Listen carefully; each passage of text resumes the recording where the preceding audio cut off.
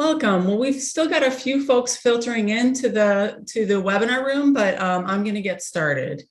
So what is resilience in an economic development context, and how do universities affect regional resilience? That's the topic of today's ARNI webinar. Greetings, everyone, and thank you for joining me. I'm Sheila Martin, Director of the American Resilience and Equity Networks Initiative, a project of the University Economic Development Association, sponsored by EDA. UIDA is pursuing the ARNI initiative in collaboration with EDA and UIDA members. We're building diverse networks of university officials and their partners to advance equity and resilience goals and to improve the effectiveness of EDA-funded university centers. Through these networks, we'll encourage sharing of best practices and build capacity of network members. We'll be developing resources to help universities improve their practices, identify gaps in economic development practices with recommendations for closing those gaps and for achieving greater equity, resilience, and leverage in partnership with EDA and its programs. We'll bring you monthly convenings at noon on the first Wednesday of each month, conversations, and a network of tools, and special programming at the UIDA Annual Summit. To take best advantage of what ARNI offers, join the networks on our Member 365 platform. Throughout the project, we'll be adding materials to our webinar. We'll be adding materials from our webinars, engaging in discussions of interest to the network, and we'll be building a library of tools and resources. So the join link is on the screen, and Spencer's going to put that in the chat. Now I'd like to turn it over to Russell Mills, UIDA's president-elect, to tell us more about UIDA.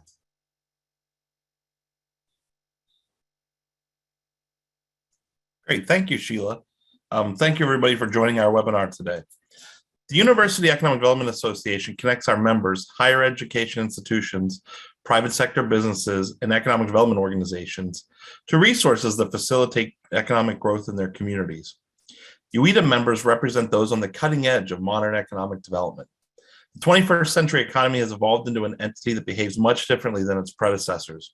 Attracting established industry into your town is no longer a reliable route to prosperity. Success in our modern economy is about innovation and entrepreneurship. It is about fostering talent in young people from preschool through life to embolden them to think and create outside the traditional academic or professional requirements. It's also about creating environments that attract those people who want to make and do things in new ways, and then retains that talent to start the process over again in the next generation. Never before have academia, the private sector, and economic stakeholders been so reliant on one another to create economic opportunity. UIDA members work together to expand economic opportunity in their communities and regions by leveraging talent, innovation, and place, and recognizing the interconnectedness of each of these elements. UIDA members can take advantage of all of our benefits of membership. Most importantly, UIDA provides a forum for collaboration with peers around the globe on higher education, economic engagement activities. We encourage you to join us by visiting join.universityeda.org, and I believe Spencer will put that in the chat as well. Also, I wanted to mention that, to ask folks not to, don't forget to participate in our UIDA networks. These networks are UIDA specific ones outside of our ARNI initiative that provide collaborative forums, both online and face-to-face, for regular engagement around topics critical to our profession and to the regions we serve. There are two ways to participate in our UIDA networks. First are our monthly convenings, which are casual, semi-facilitated sessions where like minds gather to discuss news, challenges, best practices, metrics, resources, and more. Convenings are open to the public, and UIDA membership is not required. UIDA members who register for a network convening are automatically added to that network's online workspace. The online workspace are online forums where users can post questions to the practitioner community, upload and share resources, and collaborate on topics. And the workspaces are only available to UIDA members. So again, I'd like to encourage you to consider membership in UIDA and take full advantage of all the resources that our organization has to offer. Thank you very much. Thanks, Russ. Now I'd like to get us started with our program. What is resilience in an economic development context? In 2012, Ron Martin, an economic geographer, wrote a paper that described regional economic resilience as an evolutionary process in response to economic crises. He placed resilience in the context of the notion of creative destruction and pointed to the importance of the creative factors outweighing the destructive factors in the economy. He talked about the key role of adaptive capacities of a region's economy and how important those adaptive capacities are to a region's resilience. And Spencer's going to drop the link to that paper in the chat. Certainly, universities can be an important part of a region's adaptive capacity, leading to more resilient cities and regions. Today, we're discussing how universities can better work with cities to build that adaptive capacity and resilience. I'm joined today by Sarah Lawrence from RTI International, who is one of the authors of a recent study of small city resilience. That report will also be in the chat, and it's on our Member 365 website.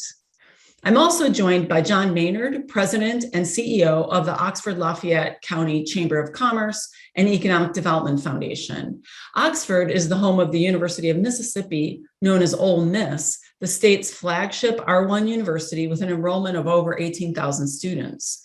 We're also joined today by David Jackson, President and CEO of the Boone Area Chamber of Commerce, the location of Appalachian State University. Appalachian has an enrollment of almost 21,000 students. With that, I'll turn it over to Sarah for a briefing on the Small Cities Resilience Project. The link to her report is also in the chat and on the Member 365 website. Great, thank you, Sheila. And thanks to Arnie and Ueda for having us today. Really pleased to be here. I just wanted to kick us off here with some research that we did last summer on small city resiliency in the South to provide a foundation for what will be the star of this show, which is our conversation with John and David. So as I mentioned, RTI International, we're an international nonprofit research institute based in Research Triangle Park, North Carolina, or out of our homes in Durham, North Carolina for the past couple of years. We were really interested in looking at the growing inequality across our country, whether it's with populations or across our economic geography. And we knew that there were a lot of great research on our major metro areas in the country, but really wanted to try to understand more what small cities across our landscape are demonstrating resiliency or dynamism, and what are they doing that could help provide ideas or insights for small cities across the country as we think about creating more widespread economic opportunity, again, across geographies. And so that was our intent for doing this research. And it was, again, not to determine where resiliency occurs or where it doesn't occur, but really trying to understand where we're seeing indicators of resiliency. We know that different cities take their own unique paths. And so how can we understand what's happening in those unique paths so we can share that understanding? And so you see here at the top what our research question was. At a very high level, we looked at core-based statistical areas, so areas with a population under 500,000. And then we looked at different factors to determine resiliency. There's a lot of information here in the actual report and the appendix, so all the data is made available in the index. And at the bottom here, you'll see a link where we have an online data dashboard for folks who want to explore their own location. But we looked at these factors around, some of these are very typical, looking at job growth, wage growth. We wanted to look at some sectors and different community sectors that tend to have higher paying jobs and also create higher multipliers in the local economy. We wanted to understand, as you see here, the rate of new firm establishments. Can we get a window into a level of entrepreneurship that's occurring in these small cities? And then, of course, we wanted to understand some of the human capital elements. Were there post-secondary institutions, and were they graduating students in that area to provide the ever needed human capital, as we know? And then we also looked at factors of household income and then share of working age populations. We wanted to understand, were small cities attracting a workforce, not only perhaps a retirement community, but is it attracting, again, that working age population? So we use this to pull out what we identified as small cities with resiliency. Again, we looked at 6 states in the South. And here we pulled out and focused on these 7 cities. And we did this again. We knew they each had different paths to economic resiliency, but they tended to fall within 4 themes. One, university anchored, which obviously we're focusing on here today, and have John and David here representing Oxford and Boone. And then some of these cities also were near major metro areas. So we explored how did these cities take advantage of that proximity to create their own growth in those areas. There were some coastal cities that were explored. They were either building off their aspects around their economic strengths in tourism, but also around ports and proximity to ports. And then one of the cities we explored was connected to a military base. And so how did this city leverage that asset for economic resiliency as well? So this just shows you overall what we explored. Again, much more information in the report, but I wanted to end this foundation of our research really lifting out. There were 7 really shared tactics or approaches, not necessarily shared across all 7 cities, but were shared, at least among 3 or 4 of the cities that we saw how these cities had pursued or achieved or were achieving economic resiliency. First, and we based this off of, we read everybody's economic development strategy, and we did interviews with different stakeholders in each city as well to really understand what that unique path was. And so the first shared tactic here was there was a clear focus on diversifying the industry base in that region. And it was over time. Obviously, as we know, these things take time, so that commitment was there over time.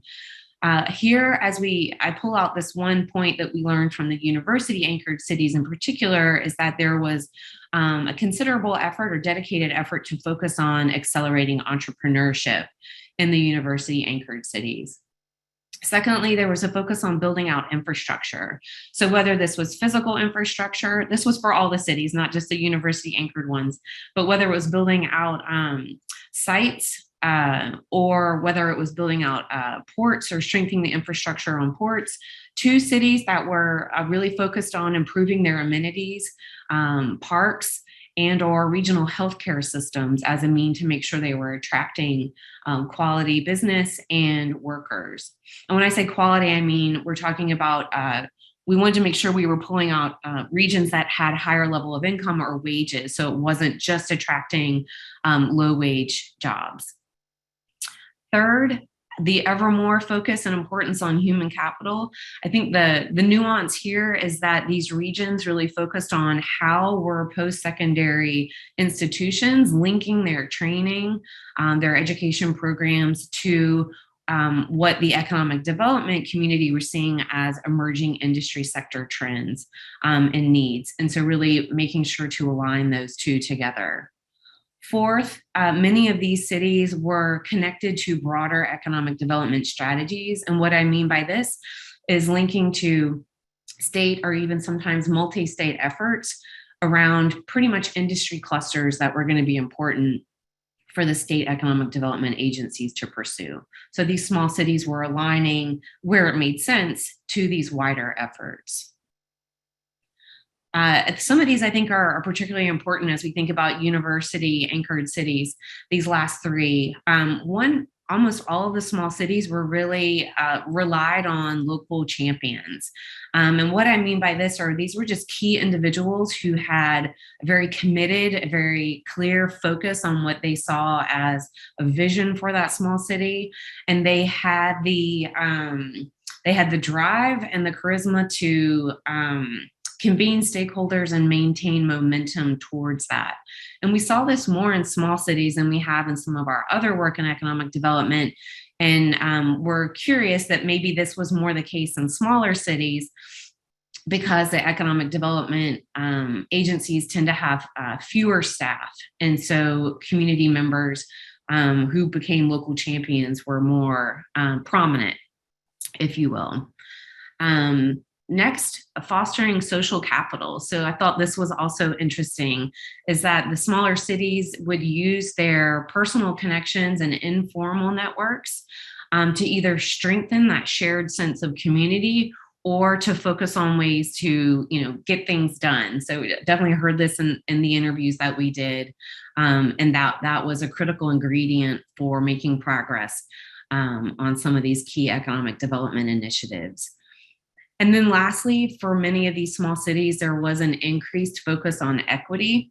And many of our indicators where we were able to break down data points around race and gender and ethnicity, we found that, not all, we know this, but it's always good to confirm it with data, that not all members of the community are experiencing economic resilience and there's benefits from that. So we definitely saw a gap in people of color and by gender as compared to the community overall. And so some small cities were addressing this increased inequality with looking at specific workforce and skills issues, financial security, ways to address affordable housing issues, and then even just understanding and doing a deeper analysis for their specific community to understand where that inequality is coming so that resources, time, energy can be allocated to address those specific inequalities to that community. So those were some of the high level findings that we had for these cities. There's many more, I'm sure. Again, the intent of this research was to provide a scan to share ideas, not the end all be all of small city resiliency in the South, but really an opening to have a conversation. And so thank you for that time. And I want to now transition to our discussion and have some questions and conversation with David Jackson, representing Boone, and then also John Maynard from Oxford, as Sheila introduced. And so transitioning to this part of the conversation, I thought it'd be helpful if each of you don't mind just giving the rest of us a sense of where you come from. Give us a sense of what Oxford and Boone are like and what your economic development sort of strategy or outlook is moving forward. David, you're next to me on the screen. So if you want to kick us off, and then we'll pass it to John. Great. Well, thanks for having us as part of this conversation. We certainly enjoyed, working with the RTI team as the report was being authored. So Boone, North Carolina, as you saw on the map that Sarah shared, is tucked in the northwest corner of North Carolina. We're about an hour and 45 minutes northwest of Charlotte. No major interstate, no major airport here. We're tucked up in the beautiful mountains, about an hour and a half from the Triad area as well. So we are a resort destination. This is a tourism economy, first and foremost.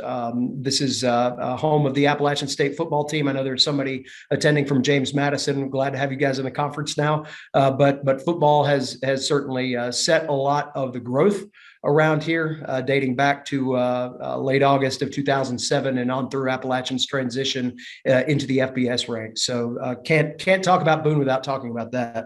Overall, our county has about 54,000 residents. As Sarah mentioned, about 20,000 inside Boone proper. When you combine that with our university attendance of about 21,000, you see that our population nearly doubles, or actually over half, or over doubling the size of the community. But then also from the tourism standpoint, especially when we get into July and October, we can see an additional 20,000 people in our community on any given day. So really Boone can swell and often moves with ebbs and flows of population. A recent study saw that our median income here is $52,000. Our median household expenditure is $57,000. So that's an issue that we're certainly trying to address. And the final thing, our economic development priorities from the county's perspective really focus on outdoor economy, and that is everything from the attractions and some of those things that bring people here to outdoor manufacturing and trying to recruit businesses here that play in that space. Arts and culture, as you would imagine, here in rural Appalachia is a big driver. Technology, again, I mentioned no interstate, no rail. We try to focus more on small scale technology wins, if you will, and a lot of those are certainly tied to the university. And then first and foremost topic on our minds here recently is housing and the lack thereof. And that is certainly a challenge that all partners in our community are trying to solve. So thanks again for having me today. So I guess I'm next. You're next, John. And thank you so much for having us as well. So I'm John Maynard. I'm the president and CEO of the Oxford Lafayette County Economic Development Foundation and Chamber of Commerce. And we do say Lafayette County here in Lafayette County, even though I'm from Louisiana where they say Lafayette. Oxford is, we're about an hour southeast of Memphis. We're in north central Mississippi. The county has about 55,000 people. The city has about 26,000 people or so, and we've got about 18,000 to 19,000 students on campus. It's a small town that's fairly removed from everybody, a lot like Boone. So there's really, we're not relying on anybody else's economy to support what we're doing. Our economy has been very, very strong for a very long time. We've experienced about 2% annual growth for about 30 years. That's starting to taper off some as that, every year that number gets a little bit bigger. So the percentage may go down, but the number gets a little bit larger. We focused our energies in economic development on growth from the inside out. We, about 1992, our community was trying to figure out what we needed to do. We formed an economic development organization. And at the time, most brand new economic development organizations with new capital were saying, let's go out and land the next Toyota plant or land the next big fish. And we actually took a much smaller approach than that. We actually went out and created a retirement attraction program. And we thought that was something we could really go after. It turns out, 30 years later or so, that what was attractive to retirees back in 1992 and has built up since then is also attractive to millennials and college professors and others that really work in our economy. So we've transitioned from a company-based economic development organization to a people-based economic development organization. And along that comes the relationship with the university that says, if we focus on small businesses, on skills, on technology, the things that we can create here, we can actually successfully bring people in to manage those new things. So the small businesses that we're growing, the intellectual property, intellectual capital that we're getting out of the university is slowly being turned into new jobs. We do have a serious problem with brain drain in Mississippi. The state of Mississippi is showing a net loss in population, an even bigger percentage loss in civilian labor force. But Oxford is a kind of a shining star in all that, and that we're showing positive growth on both of those. So the things we do, we hope we can translate into other communities throughout Mississippi. But we're not seeing an awful lot of real push for that. We're still seeing the communities in Mississippi want to do the economic development the way we've done it for over 100 years. In fact, they're beginning to double down on that aspect, saying, if it worked 100 years ago, it's going to work harder. It worked more if we just do it harder instead of really going the other way. And the university has been playing a very, very large role in how we get that done. Thank you. So I wanted to transition. I know we've got a large part of the audience are obviously college and university focused representatives, and wanted to ask the question about what are the ways that the university has factored into the city or region's economic resilience. Now, we know obviously it's a major institution, it's a major employer. We know that colleges and universities produce students and future workers. So I'd love to kind of explore, we take those as knowns. What are some of the other ways that that universities have factored into the economic resilience or dynamism? Or, John, as you just mentioned, Oxford is is an outlier compared to the rest of Mississippi. I'll take that. So the relationship that I've had with the university, I've been in Oxford for about 9.5 years. The relationship I had for the first 6.5 to 7 was not a very good relationship. It was some bit of miscommunication, miscoordination, and not understanding exactly how to work with one another. Again, the university had an old model of their growth for research and things like that. The community had somewhat of an older model of economic development, or so the university saw it as, well, they're just here to do smokestack chasing, and they want to do that. We don't understand how we fit in that model. So it took some understanding, took even some change in some leadership positions, but we now have a great understanding about growth from the inside out, and how the university plays a role in that. The university has done a tremendous job of opening the doors to the off-campus entities. So the new provost, Noel Wilkin, he created a group. He's just roughly calling it the Delta Force Entrepreneurship Group, and it's all the different areas of the university, all the different colleges, all the different services, all the different facilities, and my organization, the Arts Council off campus, our business incubator off campus. All these entities that work together, or should be working together, to create more entrepreneurship and more growth in that area. We have a very, very strong relationship with the Small Business Development Center, which is located at the University of Mississippi. It's those sort of relationships and the development of those relationships, combined with the idea that we all need to move forward together. We all have the same problem, and brain drain is it. When you have a student population that is 65% out of state, they're going to go home. They're going to go back to Texas, Florida, and Georgia, and they're going to take the things that we taught them with them. And so the better we are at creating something that can maintain itself, a business that can maintain itself, either on campus or just off campus or somewhere in Mississippi, the better chance we have at keeping some of those individuals we taught at the university. But it's all a matter of the university getting on board with the community, and the community getting on board with the university, developing like-minded strategies and doing the things together that make a difference, using metrics, using the idea that, hey, we got to measure what's out there, and let's all create our strategies together, as opposed to creating independent strategies that work against one another or have no cooperation, or in sometimes are just duplicative.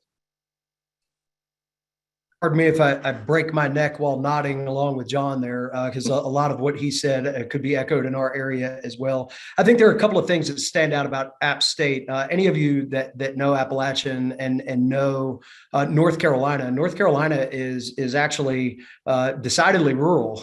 79 of the 100 counties are identified as rural communities here.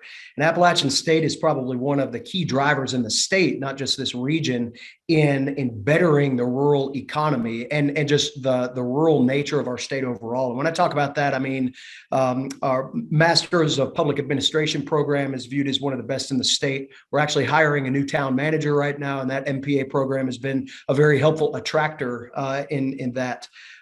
Social work and public health has certainly come into great focus for all of us across the country here lately, as it relates to certainly COVID and what we've been through there, but the challenges within mental health as well. You combine that with what rural Appalachia looks like, and there are a lot of connection points that only a true regional university can understand and gain the context from, and Appalachian really helps set that narrative throughout the entire state. As John mentioned, small business support is something that I think every university does in this kind of setup. As we've talked about with small towns, you are viewed as that resource in a lot of ways. And our chamber, and certainly our economic development organization here, has a strong relationship with the Small Business Center, which here is run out of our community college, Caldwell Community College and Technical Institute. But App State has the Transportation Insight Center for Entrepreneurship, which, again, speaking to Sarah's point earlier about regions like ours or cities like ours really embracing entrepreneurship, that's meant to be that next step for a student-based idea or a faculty-based idea turning into to kind of prime time, if you will. But it's also viewed as a public resource. And if I had something that I think that we all need to work on, is making sure that that is viewed in that way, that center is viewed as something for everybody, not just campus. And then I go back to arts and culture once again. The university is an attractor for that type of activity, whether that's our Appalachian Summer Festival that takes place in July, or bringing in those artists and those recognizable leaders to further not only just the appreciation of those activities, but the business mind behind them. We have a strong gig economy in our area, as you might imagine, with destination weddings and the tourism industry and the bounce back between winter economy and summer economy. Those are two very different things here, but they often use a lot of the same staff. So there is a decided interest and effort by Appalachian to educate folks about how to run a successful gig business. And that has certainly come into focus as PPP loans were so tied to people with W-2s and not 1099s. That really became a driver for them to further educate. And then the last thing I close with is just impact on education overall. Again, if you know anything about Appalachian State, it's one of the top teaching institutions for undergraduates in the nation. That not only transcends the state, but that has really driven our local education system here to attract the brightest and best educational minds that come out of App State. We have the #2 ranked public education system in the entire state, and that is because Appalachian State is in our backyard, and our local school system is able to attract that talent of people that want to stay here and embrace the mountain lifestyle that they've spent 4 years shoveling their way out of in a lot of regards. Thanks. I wanted to ask a follow-up question. You both mentioned entrepreneurship and supporting small businesses. And I know, I feel like over the last 20 years or so, we've heard a lot more about the importance of entrepreneurship, and we've seen communities and colleges and universities embrace and be proactive and intentional about entrepreneurship and small business strategies. I'm wondering if you could, and then I also feel like these are also just a lot of words sometimes, so like, yes, we are all for entrepreneurship and supporting small businesses. You both mentioned some examples, but I'm wondering if you could just elaborate a little bit. You've also both been in your communities for years. So I'd be curious, how specifically perhaps you've seen both universities or more colleges and universities embrace entrepreneurship, small business support in a way that you see that is really benefiting your local economic development community. I can start with that one and just say that I think that what the university is able to help small business owners or soon to be operators draw out is really the ideation process. It's like having a trained vessel to help facilitate that process. And, I'm sure, John, similar in the chamber world, you get a lot of folks that come to your doorstep that say, I've got the next great idea, but how refined is that idea? The university, I think, is well positioned to kind of bring that educational aspect back into it and truly help people walk through that process of understanding market share, the ability to scale their business idea. And we've got I mentioned the Center for Entrepreneurship here on our campus. That is their specialty. To take that idea and say, okay, we know you want to build this widget or you want to supply this service, but have you truly thought about operationalizing that or what the shelf life of that business might be? And they can put some workable language around that to really help, again, mostly a younger clientele, but everybody that lives in Boone, we have a high cost of living, as I mentioned here earlier. A lot of side hustle businesses here or kitchen table businesses that have become mainstream during COVID. The university has been able to help those folks really try to put some language and definition around what their business looks like and how they can evolve based on just what it is they're trying to do. So in Oxford, we've been very successful on a lot of different levels when it comes to entrepreneurship. And I'm going to kind of see if I can funnel this down into an actual point. It started with there were 4 professors at the university in real estate and finance. They were building a company. The university wanted to own a piece of that company because it was the professors working on it. That's their right. But they were doing everything they could to keep the professors from actually building the company.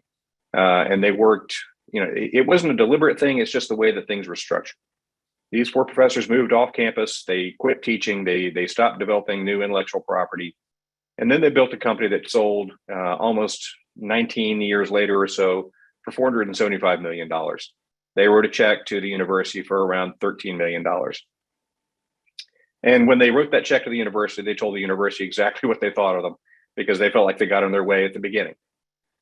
I'll say that I say all that to kind of give you the idea of structure was not in place. The personalities were not in place. The things that we needed to get done to help that company both grow, become a huge benefactor for and to the university, but also keep those professors creating intellectual property, was just not in place. Since then, we've developed those processes much better. They're not perfect. We've had a number of other companies that have grown off campus. We had another company that grew entirely independent of the university in the same incubator space. Last year, they sold for $720 million. They're taking all that capital and they're running it right back into entrepreneurship and growing new companies and maintaining their presence in Oxford. And we thought we were very good at creating entrepreneurship. Boy, look at these amazing results. What we found out through Heartland Forward, which is an organization from the Walton Family Foundation, excuse me, was that we needed to actually drill down deeper. In your presentation, Sarah, you mentioned about diversity and equity. We discovered that our approach to entrepreneurship was not as diverse and equitable as it could be. We have started a program through Heartland called Builders and Backers, or the Community Growth Program and Toolkit. And we've actually created entrepreneurship for people who would not ordinarily be at the table for the conversations about entrepreneurship. We've drilled down to people that are doing social entrepreneurship. We're doing everything we can to help benefit people who we otherwise left off of our radar. The university has been they've been walking that route with us side by side. They have been the largest contributors to the financial commitment to making that happen. They have been very strong in the idea that, yeah, these may not yield things such as FNC or next year solutions, but they will yield people with new ideas. And so that's something that's really been strong at Ole Miss, is this idea that, entrepreneurship has an awful lot of shades and forms. Small business has an awful lot of shades and forms. And we need to really do everything we can to be innovative at all levels and not just be focusing on our gazelles, so that it really begins to see a cooperative effort to grow businesses from the inside out and to grow individuals into something that we know that they can be. I like that name, Builders and Backers. It's not, I didn't come up with it. That's Donna Harris. Look it up. It's a phenomenal program, and any community in the Heartland is open to use that program. Well, Sheila's put a link to it in the chat for everybody. Beautiful. Thank y'all for elaborating on that. Sort of going to go back out to this. You both highlighted so much of what we know, that strong university and economic development initiatives are often, as so much is built around relationships. We are all human beings working at our organizations, connecting, aligning, trying to coordinate and strategize. And so I wanted to ask, what have been, as you reflect back on economic development, economic resilience, and the role of the university in that, what have been some of the most rewarding aspects of that? And then obviously the flip side is we know that not everything is perfect. What have been some of those key challenges? And I ask those in the spirit of both inspiring our audience and also perhaps providing signals, if you will, if folks are having similar experiences, especially on the challenges front, to just know that how you've navigated perhaps or what those, maybe they were small challenges that became bigger ones. My question's morphing. I'll go back and focus. What have been some of the most rewarding aspects of working in economic development in a university anchored city, and then also the challenging ones? I'll take that one, David, if you don't mind, and I'll be kind. The most rewarding component of this has been, for many years, I was in another university town and I was pitching the same sort of economic development of growth from the inside out, work with the university, use the intellectual property to create things. And they loved it so much. They fired my butt and sent me to Oxford. They still don't quite get it. Regardless of that, when I was in my office one day, having had several years of struggles with the university, of getting them on board to saying, hey, look, we can be a partner with this, we can help, we can do things, and being treated as though I really was just a nuisance.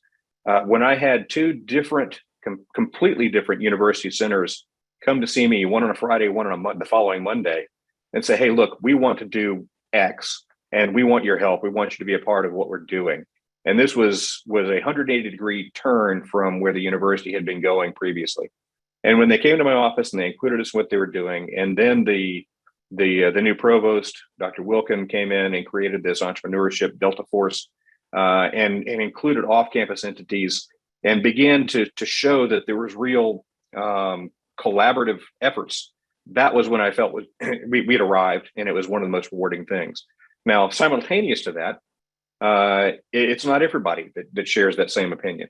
There are still challenges with the university wanting to think and act very academically, and looking at us as though, okay, we know this works in practice, but can we make it work in the lab? That's the big question. And that's where I see an awful lot of the pushback that I get from it's not leadership. It's really just kind of that middle area of where the university is struggling to figure out how can we both be academic and practical at the same time in these sort of endeavors. And I think that's my biggest challenge is that we really want to get things done, but we don't have everybody quite on board yet. But those things, as you said, morphing, and we're morphing into that better picture. Yeah, I'd echo some of the same things. I would say that in again a mostly rural area and in a rural part of the state, our nearest metro that you would consider that's over an hour away, the intellectual capital that is absent from other rural communities without a strong university presence is something that we benefit from, and that's not just on campus. That is throughout our community. I see that manifest itself the most in our nonprofit sector.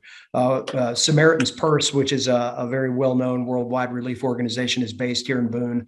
And from that, there is a very philanthropic spirit about our community, and App State grads have been well placed in leading that nonprofit charge. I think that comes from, again, the intellectual capital being in the place, and understanding what some of those challenges are.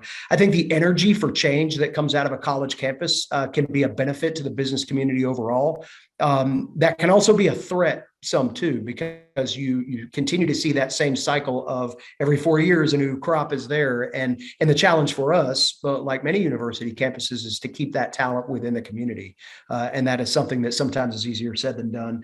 I think the visibility for us to have a major regional and recognizable university helps give us a different identity from people that just know us as a tourism-based area. When they're able to make that connection with Appalachian State, and we begin to weave in the commentary about how the university drives our economic development strategies and the community overall, they really understand that the university plays just a much greater role than just educating students. They are, again, as Sarah mentioned, some of the cliche things. They are the top employer. They are all of the things that some of our locals took for granted until COVID came around and took all those people away.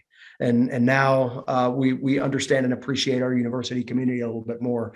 In terms of challenges, I'll echo some of what John said, and I'll put a little bit different language on it. Maybe I worked on a college campus, this one, for 15 years prior to moving to the chamber. I am well aware of how sometimes ideas and those great initiatives get stalled out in the conference room. And in the conference room, everybody thinks they're implemented and everybody thinks they're won, but they're not until they get out of the broader context of where they were hatched and are they truly hitting the people that they're meant to impact. And I think that's a struggle with every university, not just this one. I've talked to colleagues in other settings, and that is always a challenge of getting the idea off the shelf. And I would say that within that, there tends to be somewhat of a reactionary relationship when you find out about the thing that was hatched in the conference room that could have been beneficial 6 months ago. And then you say, well, why didn't you tell us? And then they say, well, we did. But where was that? So there's a communication gap that's there that I think is always, a struggle. you want to make sure that that relationship is proactive rather than, again, reactionary. And I see that in some areas that really hurt us at times, and that's housing, employment, infrastructure. Knowing that, again, we're a relatively small community. When the university makes a major initiative shift, we feel that hard here. And in the mountains of Northwest North Carolina, it is not always easy to just plow over a thing and build another something. That involves dynamite and literally moving mountains. And that's not always something that is easy to catch up on. So in a lot of ways, the efforts look uncoordinated, and they're truly not. It's just a matter of communication and timing. And then the last thing I'd say on this, and it points back to something that John touched on earlier, a lot of times, our universities, especially the PR agencies and the alumni agencies, really like to tout those alumni businesses that are strong and they're vibrant and they're everything about the Appalachian State experience that you want them to be. Treat them as well as you talk about them. And what I mean by that is kind of what John was talking about being in the way sometimes. Sometimes it's the process that is burdensome or could be just hard to overcome in a traditional timeline. Thinking about, these people aren't just talking points, they're businesses. Treat them like that. Know that they have a specific window to make their dream a reality, and getting bogged down in some sort of burdensome process only makes that journey harder. So as we celebrate those success stories, I think we can also celebrate the idea hatching and be as on the spot and proactive as we possibly can be to help those alums achieve the success that we'll go out and get more engagement for our campuses because of. Thank you both. I see Sheila's here. I know I could, I don't want to do this. We could keep talking for a long time, but I know we have a little bit of time left for questions and answers, and I will turn it back over to you, Sheila. Thank you, David and John, for your generosity of thoughts and time today. Thank you for having us. Well, thanks. We're not done yet. I want to encourage our attendees to put questions or comments they have in the chat. And one of the things that really struck me was when Sarah talked a little bit about the importance of, really individuals in these small towns that are important to the success of their economic development strategies. And also John connected to that in his conversation about how, when leadership changed at the university, lots of things changed. And so one question I have is, how do we get beyond this sort of, I don't want to call it a cult of personality, but, sometimes in small towns, there's like a particular leader that's really driving a lot and really building that social capital that Sarah talked about. How do we institutionalize some of these relationships and some of these strategies so they can continue when leadership turns over? Because we all know that in both universities and in local government, there's so much leadership turnover. How do we put together agreements or tools that can help us carry those things forward? I'll give you an answer for that is it's pointed, but I'll say I'll say that we need to value relationships. I think that sometimes the cult of personality you're talking about sometimes comes in with this idea that they are the driver, right? And forget anything that's happened in the past or what could happen in the future. They've got all the ideas and they're going to be the ones that do that. I think one of those things is that leaders should embrace the communities that they come to. They were there long before and they'll be there long after. So what was it that's worked? Some of this is just having a simple conversation and being willing to take on the identity of the place that you're coming to, while you can put your fingerprints on it and impact the identity that it becomes. I think embracing what's been there long term is part of that conversation. But I think that also goes both ways too. We are in rural Appalachia. I know I continue to say that, and this area of the country is not always the best at taking change. So we, I think, as a community, have to understand too that sometimes there are people with skill sets or resources that can help us. Being willing to accept that help sometimes is as much of an obstacle to overcome as anything. You keep saying about being in rural Appalachia, dude. I'm in Mississippi. I'm everybody's enemy. Okay. anyhow, the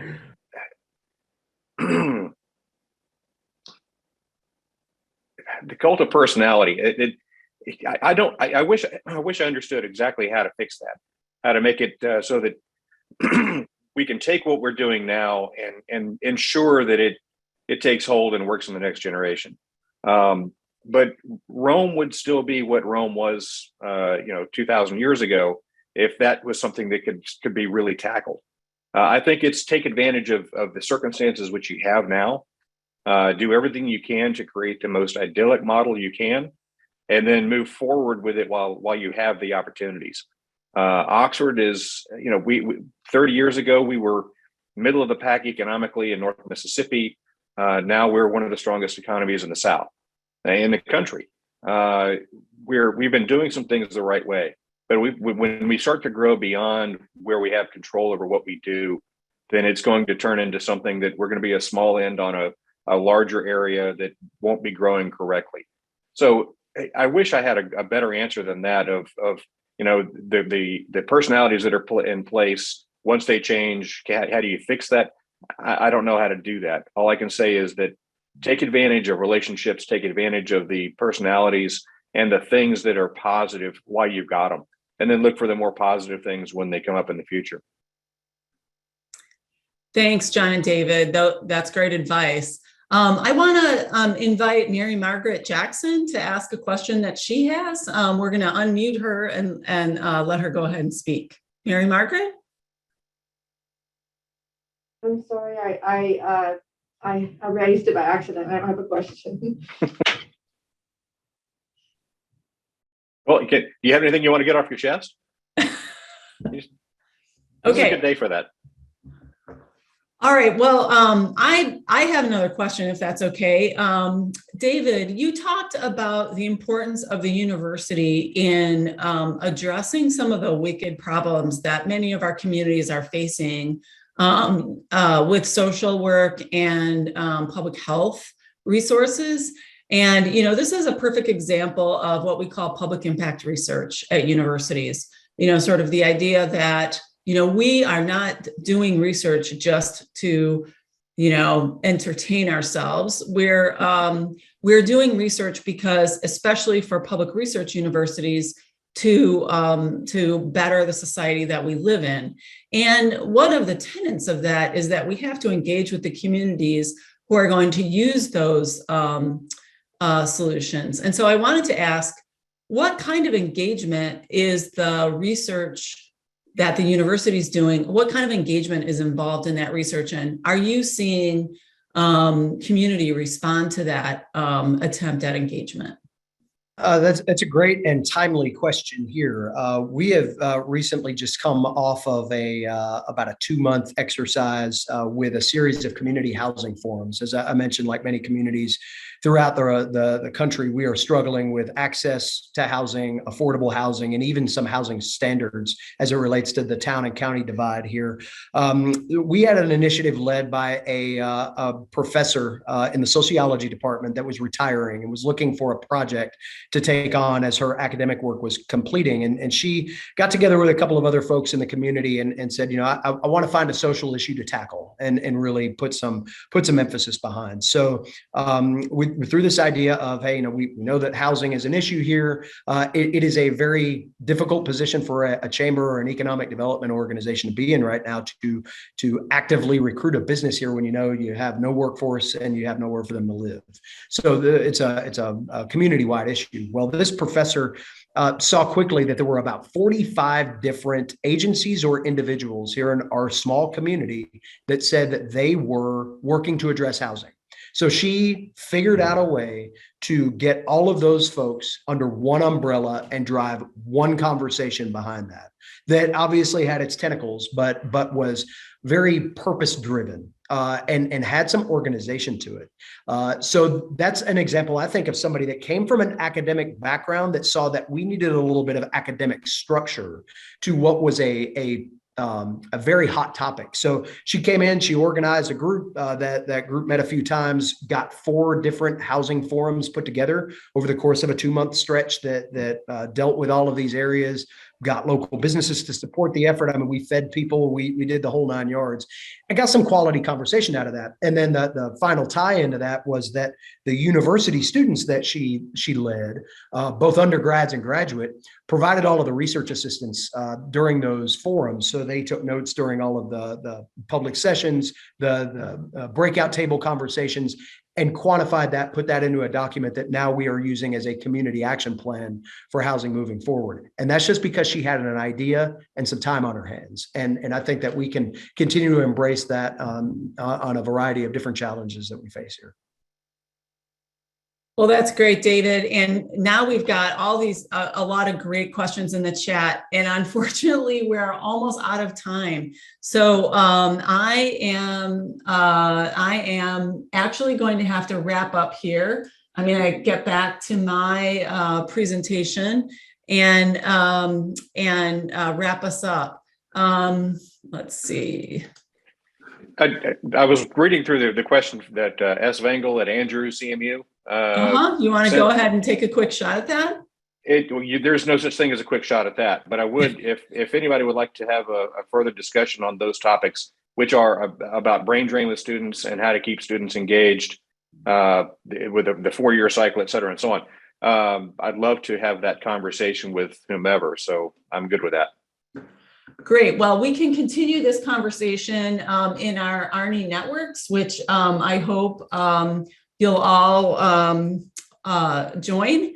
And and thank you so much for this great conversation. We've been really fortunate to have both of you here, and we'll continue these conversations on our Member 365 platform at our Economic Accelerator Day at the UEDA Summit. This year, the summit will be in San Antonio, October 9th through 12th, with the Economic Accelerator Day happening on October 9th. The Economic Accelerator Day is the ARNI-sponsored free day of content around ARNI topics of resilience, equity, and university centers. Registration is now open, and we're also accepting presentation and content suggestions, as well as applications for UEDA's Awards of Excellence, which celebrates best practices throughout the higher ed economic development space. The URLs for more information are on your screen. And I just want to really thank Sarah, John, and David again for this great conversation. And I will see more of all of you, I hope. Oh, wait, I've got one more slide that I forgot to show, which is about our next convening, which is July 6th. With a conversation about strategic directions for university centers. So join us on July 6th, and we'll look forward to seeing you there. Thanks, everyone.